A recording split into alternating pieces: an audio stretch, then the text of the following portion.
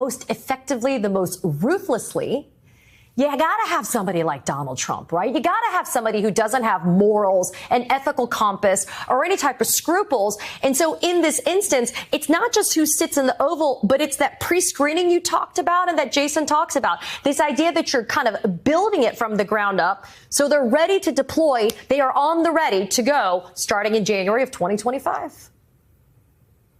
Yeah, but you also need somebody who has cultivated over time a cult following. And you need somebody with a personality cult like Trump, because what he did on January 6th, let's not forget, he called himself a victim. He said that the election had been stolen from him. And he said, if you don't fight like hell, you won't have a country anymore. And when you have a large group of followers who feel existentially threatened, if they lose their leader. And what else does Donald Trump say? He says, they're not going after me, they're going after you.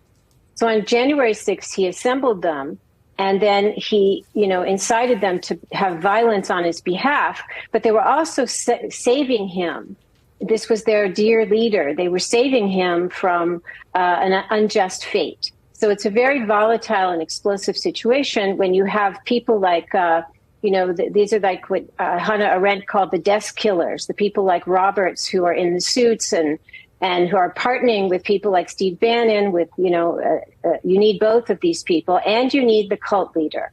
And so all the pieces are coming together now in this time, and it's extremely dangerous. The last thing I'll say is, it was interesting. Roberts said that the revolution will be bloodless if the left allows it to be.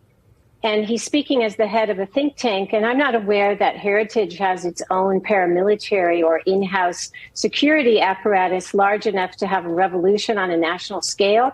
So he's telling you that they are aligned with militias and whoever else is going to actually do the bloodletting if the left doesn't submit.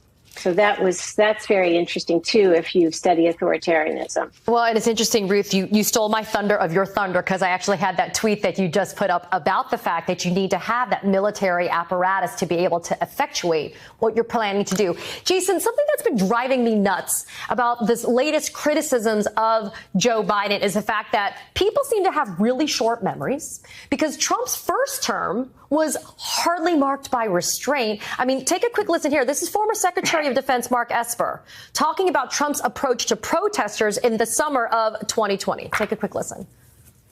He's going to finally give a direct order to deploy paratroopers into the streets of Washington, D.C., and I'm thinking with weapons and bayonets. And this would be horrible. What specifically was he suggesting that the U.S. military should do to these protesters? He says, can't you just shoot them? Just shoot them in the legs or something. Jason, there were some people that served, theoretically, I guess, as guardrails during Trump's first term. But one of my biggest fears is, and one I want to ask you about, is there going to be anyone in Trump's orbit that will stop him a second time around? Look, the guardrails were made with silly string and cellophane last time. I mean, they weren't really stopping him. The only thing that stopped him was his own incompetence and inability to move forward with a policy idea. This is what I think is important, Katie, for everybody to understand about this. There is nothing that this president cannot and will not do next time. And I want everybody to understand this going forward, because there's a whole lot of screaming and crying and fears and everything else like right now about Joe Biden. I want to make it clear. He's probably going to be the nominee. And if you don't like everything we're talking about that Donald Trump is going to do, that's the guy you got to line up behind. I think in the face of fascism, in the face of an authoritarian regime, spending the next 3.5 months arguing about who's the first person to take the hit from that administration is not going to be a good idea. We have to work with who we've got now. I wish they were better. Everybody wishes they were better. But Joe Biden might be the only person right now that can stop this authoritarian regime from coming to power. And I think people are being very naive if they're saying that they think we can do a switch halfway through